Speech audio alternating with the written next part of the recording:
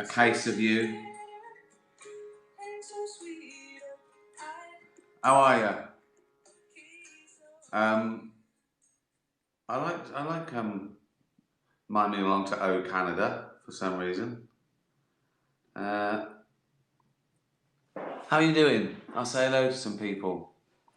It's working, isn't it? It's got to be working. There's Palm Beach. There's streaming in.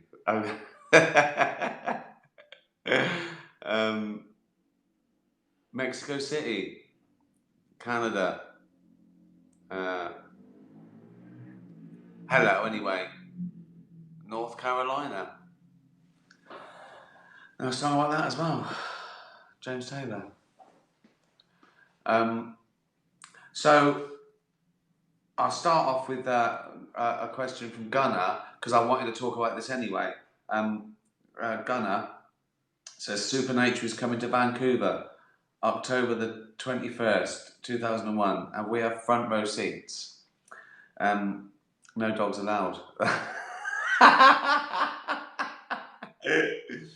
And he asked, how was your warm-up show last night? What did you screw up and no one noticed? Well, it was brilliant. I'm buzzing. I couldn't wait to do it.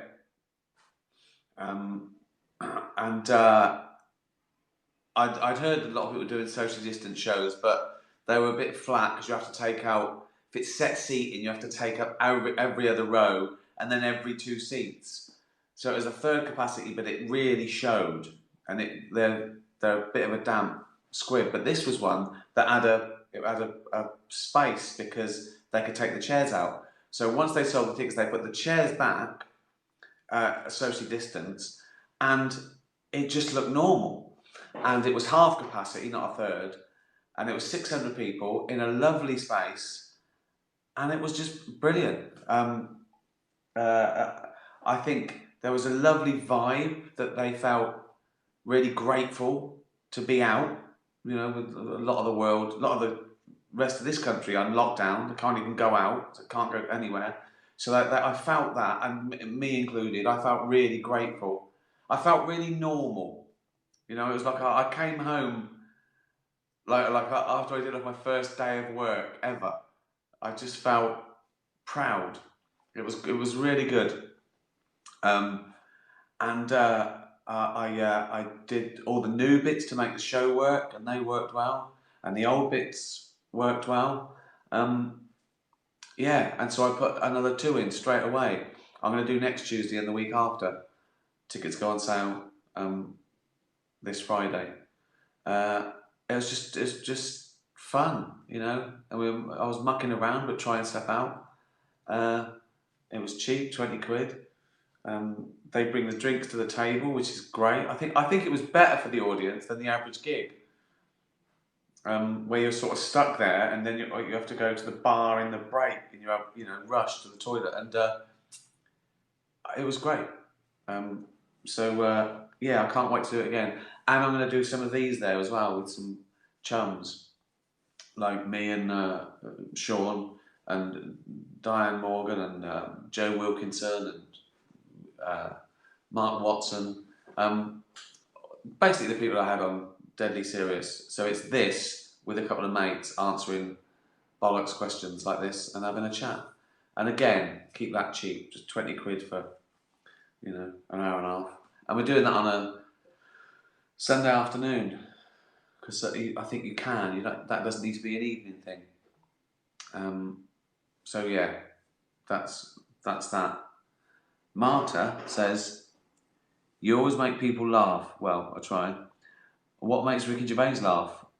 What makes you laugh? A situation, some people, some jokes. And opposite, what makes you cry? Thank you. What makes me laugh? I mean, lots of stuff, really.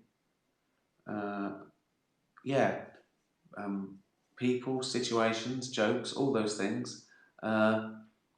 What do I like? I like everything from smart stuff to silly stuff. They're not mutually exclusive. I'm just going to check, is this still working? Can someone answer? I've still got things coming in, hearts coming in, but but I'm very nervous. After that time, I sat here for half an hour. Yes, thank you, thank you, thank you. Good. From Sydney, Australia. Hello. Um, well, my first sort of love, old stuff, is Laurel and Hardy. That taught me everything: the empathy, the relationships, the the two idiots. I've used that a lot. I've used that an awful lot. I've stolen from Laurel and Hardy more than anything else. I like the wisecrackers.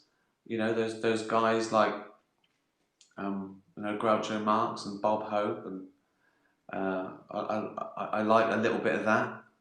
I like the really sort of existential stuff like Reginald Perrin and melancholy stuff. Uh, I like normality. I really like normality. Um, sitcoms like workplace sitcoms like Cheers, and I like that stuff where that people are trapped and getting on with it, like Porridge, and what else? Galton and Simpson, Steptoe and Son. And I like crazy, outrageous stuff like uh, Team America, and then silly stuff like Airplane. So the answer is anything that's good. Everything's got its good and bad stuff. You just can't say that all surreal stuff is good or shit, and all. Do you know what I mean? Every single thing, it's mostly crap, and there's a few little bits of excellent stuff within every genre. But without doubt, humanity, I think makes me laugh more than jokes. Do you know what I mean? That someone reacting to something. That is the empathy. It's if I see someone confused, I laugh. I don't care what they're confused about. I just laugh. So anger's funny. People being fed up is funny. It's like because I know because it's empathy. I think I told you this before that anthropologists think that the first sort of bit of humour, joke, or whatever was one caveman watching another caveman bump his head. Empathy, because the caveman laughed because he knows he didn't mean to do that. He knows how he feels, and it wasn't him. So I think empathy in comedy is probably my favourite. What makes me cry? Sort of same, really.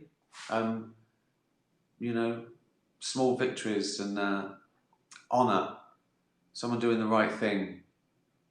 Putting someone else first makes me cry, and it doesn't matter what it is. I can cry at a terrible Hallmark fucking film. The Waltons, doesn't matter. And real things like the soldiers coming home from a war and a dog wagging itself to death. That kills me. But yeah, I think people being good, or animals, people or animals. I prefer animals, but I like good people as well. Emmy Films. Which of your stand-up shows are you most proud of? Animals, Politics, Fame, Science, Out of England 1, Out of England 2, Humanity or Supernature? Well, Out of England 1 and 2 were sort of the greatest hits of the first four. So let's say I've done 6 exclusive tours: Animals, Politics, Fame, Science, Humanity or Supernature. My first thought is Humanity because I loved all the others. I think I got everything had something. Animals was the first one. It was sort of sweet and new and naive and silly, and it was about a passion. Politics, I was getting a bit better and finding my voice. That's when I first started actively playing saying the wrong thing. I think those are two of my favourite out of the first four. But I think it's humanity, and I want it to be supernature, and it's getting there, and I'm excited about supernature. I want to improve, but I think humanity, because the world changed more in that 7 years between science and humanity, and it was scarier. It was harder to.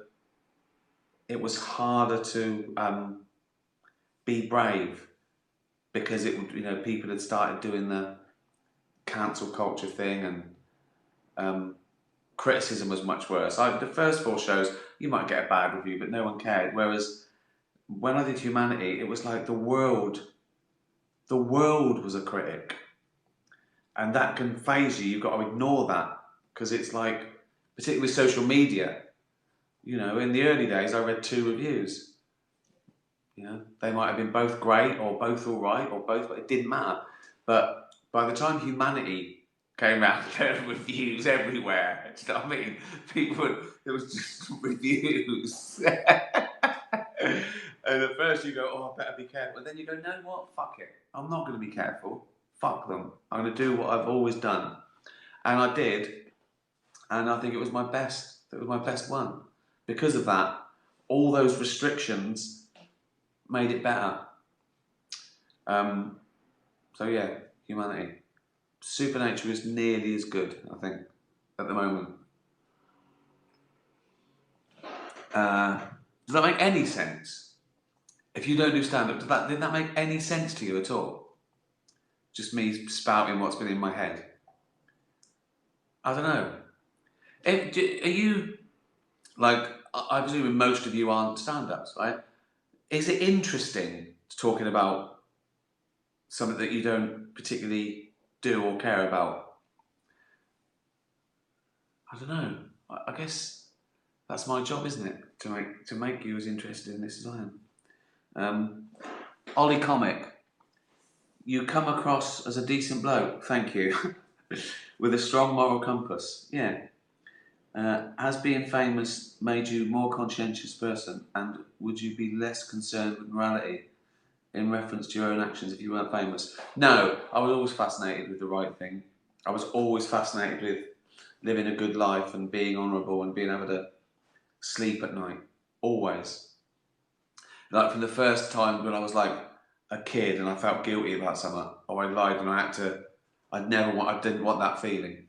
So I've always been quite obsessed with that sort of thing.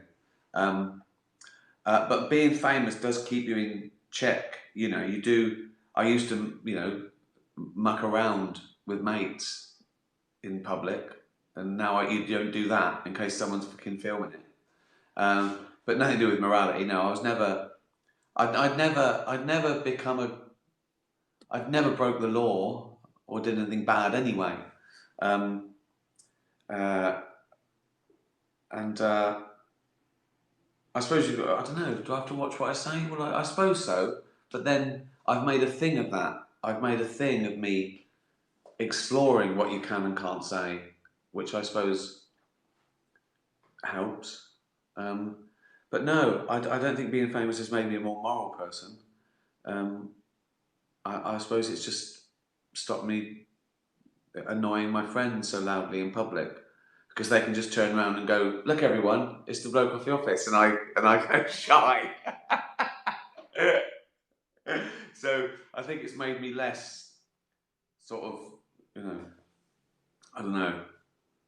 I used to, torture people when I wasn't famous and scream at Robin Ince or something. But now he can just go, look who's being a twat, and Good question, that. I like that. Because yeah, couldn't it? Could. I was already 40 when I was famous. I think if I'd have been, a teenager, an idiot, then being famous might have changed me. But you know who you are at 40. I think that's, yeah. Kermit, you awaken tomorrow, Kermit the cat, being all posh. You awaken tomorrow with the ability to make one of your body parts. Stop Starting off, you awaken tomorrow to find, and then it goes downhill.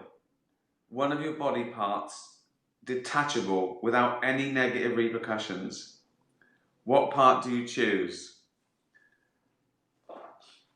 Well, my first thought, you can guess, can't you? It was like when I used to do karate or judo, I would like to have left my testicles in the locker, keep them safe, pop those off straight away. Any sport where you can get a whack in the pop your testicles in the locker.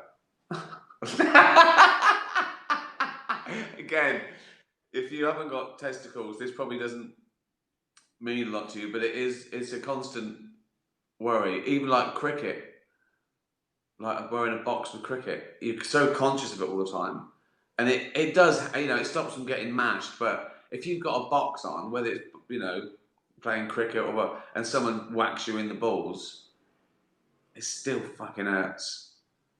I remember the first time I got kicked in the bollocks when I was a kid. I thought I was going to be sick. I thought, what is that? I was going,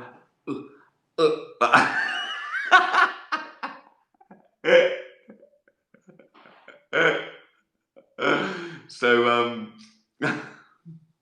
yeah, that is what else would I want to detach? Nothing. It feels weird talking to a cat, like detachable testicles. I mean, some cats have taken off permanently, haven't they? So oh, talking of which, talking of no testicles, it's Rupert.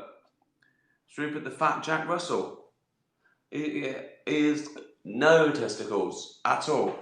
Just a winkle that's, I don't know where his testicles were, because the gap now, because where his testicles should be, and the winkle is so much, he must have had the biggest testicles. They must have dragged across the floor. Like a giant hamster. Rupert, uncle, two things. Do you cut your own toenails? Of course I. Or does Auntie do it? Of course I fucking cut my toenails. Imagine. Imagine. That's unthinkable. Do you cut your own toenails or does Auntie do it? Also, have you ever tried to sneak a pump out in public, thinking it would be quiet, but it turned out to be very loud? Like Mum, who shockingly, when she worked in a children's nursery in the office, she left the door open and thought no one was around and farted, but it was so loud it actually sounded like a bomb. And all the kids in the classroom heard it and jumped. Fucking hell. No, that's never happened to me. I've never shat myself either, and I know a few people that have. And every time, whenever someone tells me that, oh yeah, I've shat myself, they always go, yeah, only once or twice, like it's really normal. Do you know what I mean? David Baddiel shat himself twice. My mate told me that once he was in a pub and he'd had a dodgy curry the night before, and he was bringing back like 3 pints to the table. He shat himself on the way. He didn't say anything, he just put the pints down, went to the toilet, took his trousers back, flushed his pants away, what's up, and came back like nothing had happened. And I was thinking, my first thought was, well done, but why are you telling me? Why are you telling me that? Yeah, no, I've never sounded like a bomb. That's funny. Oh, Rupert, you stitched your mum up. This is from Bella. It's my mum's birthday tomorrow. Bella the Whippet. It's my mum's birthday tomorrow. Could you wish her happy birthday? Happy birthday, Bella's mum. It was saving the job of trying to write a card with my hairy paws. My question. This time last year, I ate some birthday cards and half a doormat. What's the most ridiculous thing you've done to entertain yourself when you've been bored? Oh, that's a good question. Uh, I cut my hair once by myself when I was bored. I think it was like, before. Oh, I've done it twice actually. I've done that twice. Once when I was, once when I'd left school when I was at home, and then once when I was on the dole. Around the same time, tried to make my suit out of curtains, trying to make myself a suit out of curtains. That still feels like my lowest ebb of trying something because I have no money at all, but trying something that there's no reason I'd be any good at. Like it would be magical. Like I made a suit, and what was I thinking? People go, "That's the finest suit in the land. Where did you purchase such a garment?" Why I fashioned it myself out of the curtains. I go, "Well, would you like your own fashion label? Would you like to come and work with us, Yves Saint Gervais?" I go, I will indeed. I don't know why I thought about it. So I think cutting my hair.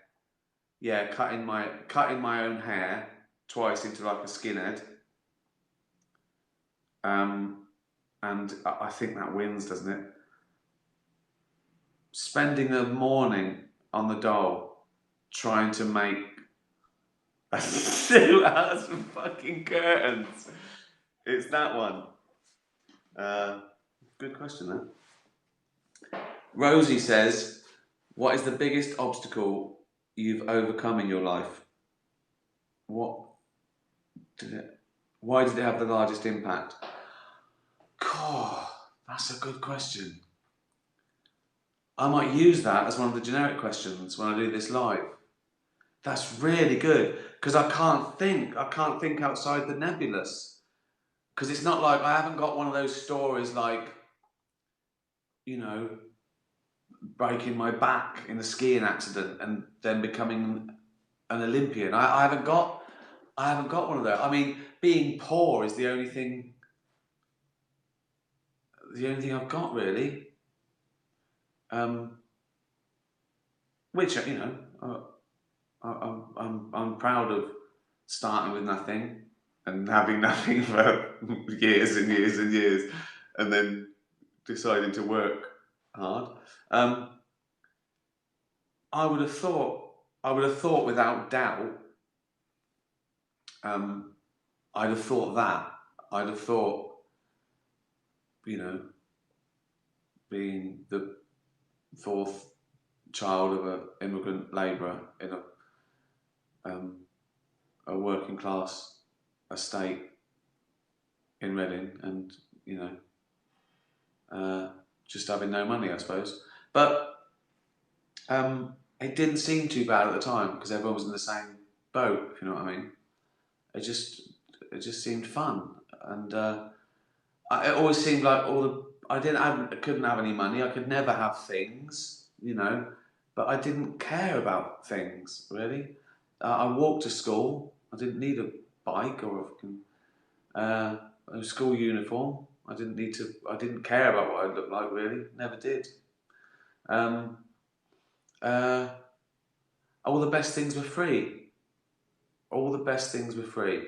And with a good, welfare state, school was free, medicine was free, libraries were free, learning was free, all the best things were free, friends were free, nature was free, scrubbing around in the garden, going to the fucking woods, everything, all the best things in life were free.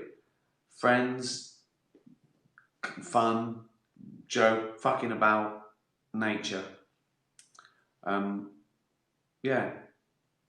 And so all those things, they outweighed money by, it wasn't even a question. It wasn't even a, and then even as an adult when I had no money, I knew it was my sort of, by then it was my choice because I was trying to do something that I failed at miserably. Music. But yeah, I just took the shortcut really. I never thought, what can I do to be happy? You know, I just thought, I'll just be happy. I just cut out the middleman. Just be happy. Which is, again, that's hard for some people, I guess. You know, lucky again that I didn't suffer from any, thing like that. But I'd say, yeah, just overcoming your start in life. As I say, it wasn't. I never thought it was bad. I never. I had everything I needed. Uh, yeah. Right. One more question. Joey, of course. Joey, the lovely cat. Now, I do like your pictures, Joey. You've got a funny face, and you've got a little fang that Ollie used to have. A little fang comes out. Um, Glad to hear your warm-up gig went well last night. Hopefully my humans will see you in September next year.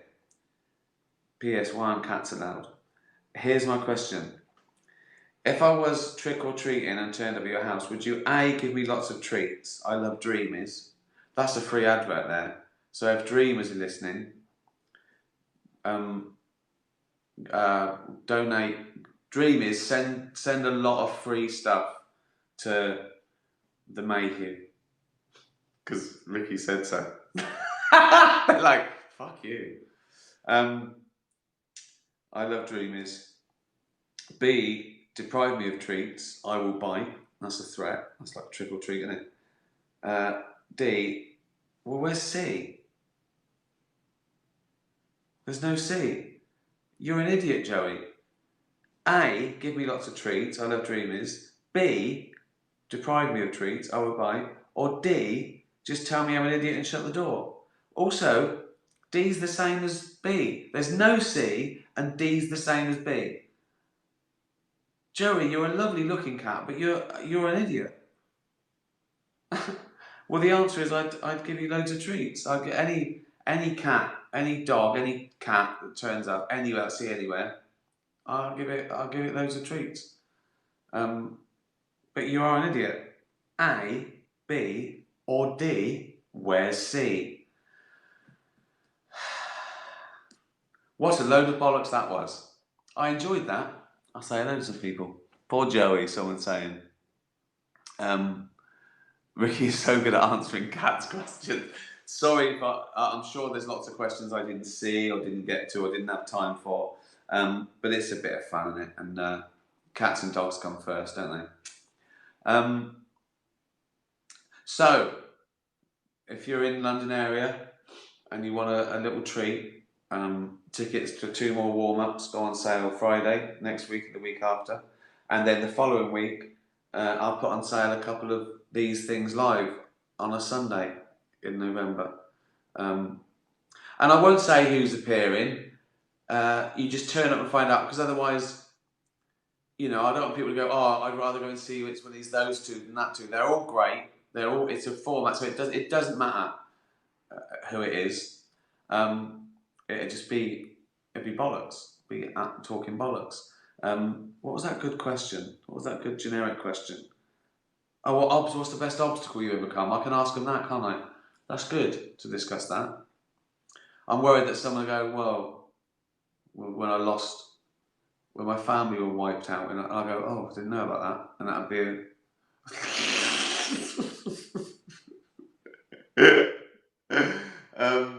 thanks very much for tuning in. Thank you for letting me know it was working. Dream is, send some free, tweet me, telling me where you're going to send just lots of free tweets to a cat centre. A Dream is English. UK based. See, look, how many times have I said Dream is? I mean, this is like getting a big advert in between Coronation Street or something, isn't it? See you, what day is it? Wednesday. I've had bubble bath again, as you can tell. See you Sunday. Be nice to animals. Tatty bye, everyone. Tatty bye.